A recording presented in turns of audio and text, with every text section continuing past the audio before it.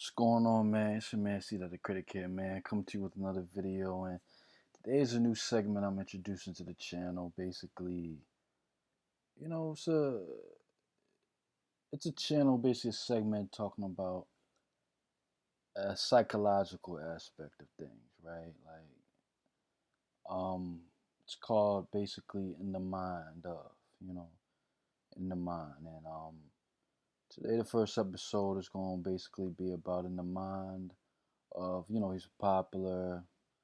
He's a popular, semi-popular rapper who had a big hit. Very well known for his podcast nowadays and his media man, what they like to call him, right? The rapper Joe Budden, in the mind of Joe Budden, and that's what going today. Basically, I want you guys, like a lot of people know these people. How the segment's gonna be. A lot of these people know people for certain things, certain whether it's like it could be a crazy take, it could be just lifestyle, it could be just how they are as people, right? This segment is here in the mind of is to break down these people as people.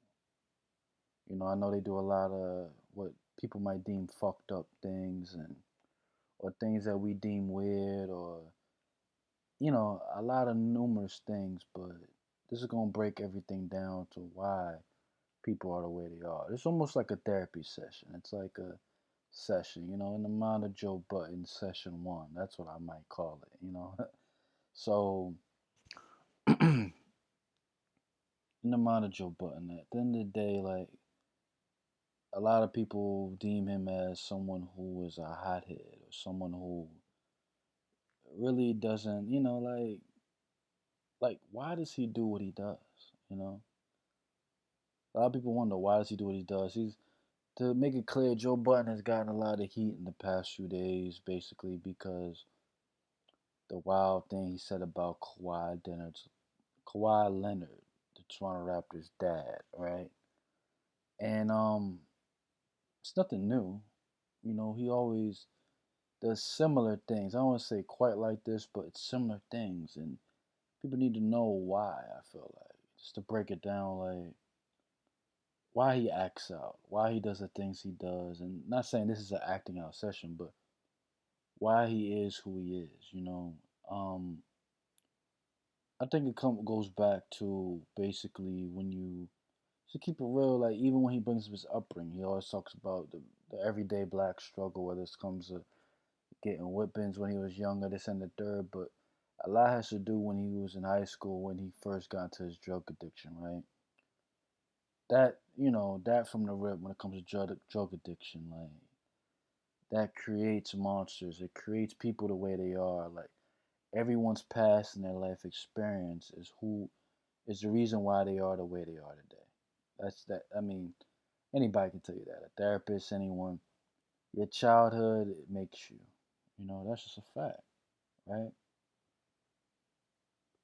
Like I said, with that Kawhi Leonard situation, why does he laugh at shit? Why does he do certain things? And like a lot of people, when it comes to this Kawhi Leonard thing, that people are trying to cancel him for now, like a lot of things are misunderstood. A lot of things, if you know Joe, it's one of those things where it's like Joe is Joe, right? But a lot of things are very insensitive, right? So it's like he laughs. I feel like out of a lot of these things are defense mechanisms, right? Like he laughs. Like if you really play the clip and study that clip, he's proven wrong by Rory, his co-host, one of his co-hosts. He's proven wrong by his theory and everything that happens. A regular person, guess what would happen? Oh man, I'm sorry about this. Oh dang, I was wrong about that. Damn, let me basically stop the facade, or not the facade, but the thing that's going here. But with Joe, it's a defense mechanism. Oh, he's wrong about this. Oh, it doesn't prove my point wrong. It doesn't do this, that, and the third wrong. I'm gonna keep going. So even though he was not joking about Kawhi Leonard's dad, he wasn't. He said, "Rest his peace." He said, in his mind, in his brain, his theory was still a great thing to say because it doesn't prove like, oh, he could have been a gangster. He could have been a street nigga. He could have been this, that, and the third. That's why he got killed. In his brain, that's where it's going because that's where it went in the first place. That's what he was getting at in the first place. So he just rolling with it, period, even though he doesn't know how traumatic that death was on Kawhi Leonard. And we'll get that to a later date. That'll be the second episode in the mind of Kawhi Leonard, and we'll speak on that more in depth. But he truly does not understand what is wrong in that moment. Afterwards, he might.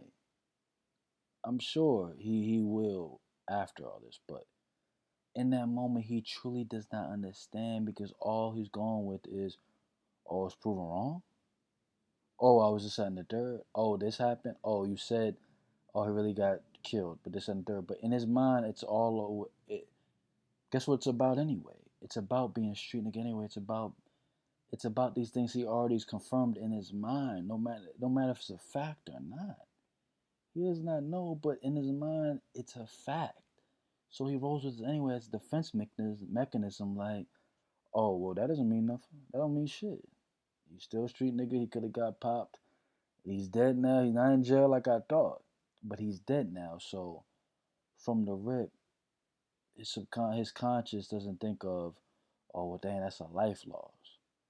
That's just in the third loss that could traumatically affect Leonard. All he thinks about is his point, if he's right or not. And he does that a lot. He's done that a lot previous on the different podcasts, and you know, it's something that makes him great and can make him detrimental. But you know, that's just what he does. His flaws make him great. Like, that's what we don't get about Joe. Like his randomness, like his random stories, his random thoughts. It makes him great, but can also work against him when they're not checked. Like his when you really think about it, I know I'm ranting here, I know I'm going from here to other, but his ways of destroying and lyrically taking out people in dialogue alone, you know, it also causes him to put his foot in his mouth. Because even though he's like very emotional, he's a very emotional dude, no matter what he tries to portray, no matter what he tries to say to you, Joe Budden is an emotional guy. But the thing that he does lack in almost a serial killer way is sensitivity. That can be on and off with him. Like sometimes sensitivity can be ramped up to 100, where he's crying over everything. He's crying over people dying. He can cry over every little thing, but then it can be completely turned off. It's a flaw, but we all have flaws. But it's a severe flaw if you listen to the Joe Budden podcast. But I'll name that podcast later. Or if you just privy to what he's done on Blog TV and Ustream and different other outlets, that's how he is. Cause like I said, even though he is emotional, his sensitivity can be off. It's either he feels everything. Let me say this again. It's either he feels everything in certain situations, or he feels nothing at all. That's just a fact about Joe Budden. That is why he can laugh and still keep a joke going about Kawhi's dead father, even though he wasn't joking on his father. You put in there, like allude to him being a street nigga and that is why he got killed. Yo, it's insensitive. It's wild as shit. And I'm sure Joe knows that. I'm sure Joe look, I'm sure Joe will rectify that. I'm sure he'll correct that. I'm sure he'll do everything that's right. But until he gets in the mind of himself, no pun intended, he won't know why he keeps doing this shit. He keeps doing it all the time. He keeps doing it. And Joe Budden is one of the top at media. He's on the top in hip hop media. We need him. We need him. But at the end of the day, Joe, you can't keep doing this type shit, insensitive shit. It makes you great. We know that. It's one of your superpowers. I believe in that. Him making a regular talk, seeming, barbershop talk amongst men. We know that. But at the end of the day, if it's not you who checks it, the people around you, whether it's Jamal, Rory, Parks, Savon, Erickson. Well, not Erickson. Erickson don't talk worth shit, but they gotta be the ones to do it. Rory had that. He almost did, but then he went along with the joke. But at the end of the day, if they know you, that's what has to happen. So we don't get these situations again because we know, we know you, we know what you mean by certain things. We know nothing is ever in malice, but you gotta understand how these things play out and how these things are perceived, man. You can't joke about that. You can't do things like that. So, like I said, I'm just trying to take you guys in the mind. Forget criticism.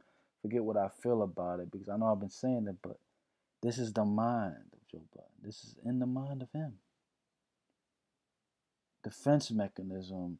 A lot of things are going on. Like I laid it out to you, everything and how things are, and how things are perceived and how things go in his mind. At the end of the day, look, great, great dude. It seems like I don't know him. Great podcast. But this is them in the mind. This is the therapy session. This is session one. The mind of Joe Budden, session one. You know, hopefully you hear this, Joe. Hopefully you rectify this. Hopefully they still got a great platform, but you have to learn from your mistakes. People who don't learn from their mistakes are doomed to keep on creating it over and over and over again. So it's your man, see that the critic, man. Watches. Yeah, keep watching. Till next time. Peace.